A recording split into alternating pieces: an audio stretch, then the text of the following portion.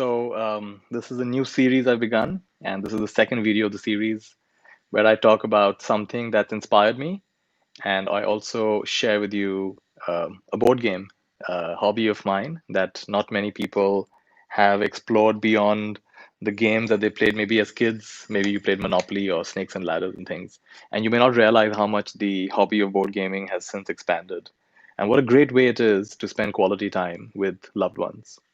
So, a couple of things. One is the inspirational teaching of the day, and a game that I'd like to introduce to you. These two things is what we're going to explore in this brief video. So, it's a very simple teaching. It's the power of one word. And there's a nice quote by Swami Vivekananda. He says, take up one quality, make it your life. Think of it, dream of it. Fill every nerve, muscle, cell, bone, sinew with that quality, and leave every other quality alone. This is the way great spiritual giants are produced. So instead of trying to do too many things, just do one thing and do it deeply. So a simplification of this teaching would be to take up one word. And I find this really powerful. So for example, the last few days, whenever I've been feeling a little bit off, a little bit, not totally in my center, I just use one word. I use the word love, love, love. And I feel right in that moment, like an invisible force field wakes up around me. And all the gloominess of the darkness just gets pushed back. And any situation that instead of overthinking it, oh, what does it mean? What does it mean? Just the word love, love, love. Just gently repeating that word love, love, love. This is similar to a teaching called rapidism. You take up one idea and you just repeat it again and again and again and again to the exclusion of every other idea. And this is so simple but so powerful. And you can take up any word you like in any language that you like. The word could be gratitude, the word could be thanks, the word could be trust, trust, trust. Choose one word and just keep repeating it again and again and again and again and again. And sometimes this is the simplest thing that just gets you through things. When I was a monk, I lived in a forest tradition. And when you would ask for how to meditate, they just give you one word. They say Buddho. You repeat the word Buddho. And you say, okay, how many times do I repeat it? How many hours a day? No? Just repeat the word Buddha. No further instructions. Just repeat the word Buddha. What does Buddha mean? No, Buddha means Buddha. The word Buddha actually means awake, to be awake and alert. But that was the whole teaching. And so all you were expected to do, whether you were washing your bowl or whether you were sweeping or whether you were resting, is to inwardly keep the mantra going. Buddho, Buddho, Buddho. Breathing in Buddh, breathing out Dho. So Buddha, Buddha, this was the only teaching. And they would deal with all their fears because sometimes these are forest monks that actually go and live in the forest. So whatever fears come up, again, Buddho, Buddho.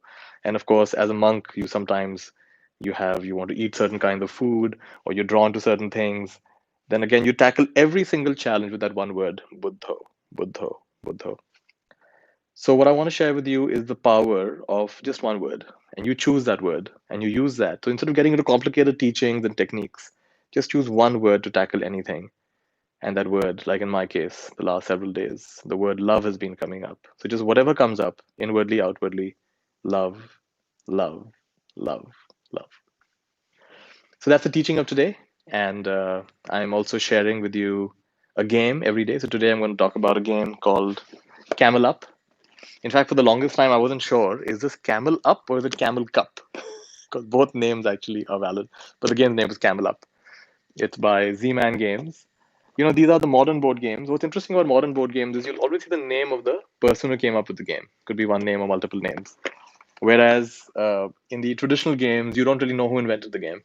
But with modern games, you always have, like an author for a book, you always have the author of the game and the publisher, of course.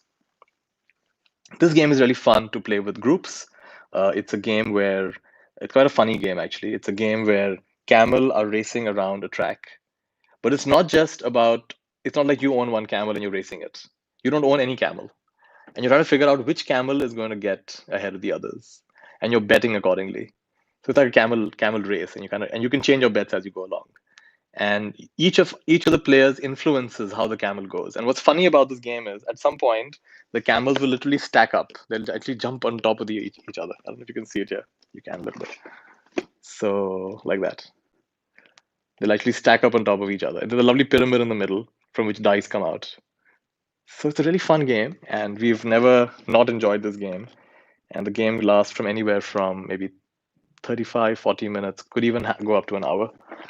So that's the second game I wanted to introduce you to. I realized that I have enough games to talk about a game almost every day of the year and maybe more. And so keep introducing you to some of my favorite teachings and some of my favorite games because my aim is to meditate and play. My aim is to brighten and lighten the path.